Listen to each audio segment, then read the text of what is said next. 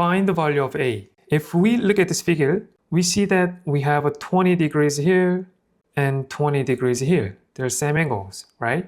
If these two angles are same, we know that this line right here and this line right here, they are parallel, right? Because these two angles are alternate interior angles, and this line right here, let me draw it with the red, this line is transversal, right?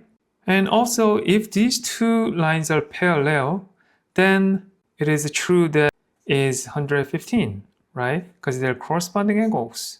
So if we look at this straight line right here, A plus 115 is equal to 180, right? Because that's the straight angles. So A plus 115 is equal to 180. So what is the value of A? A is equal to 65, right? It is 65 degrees.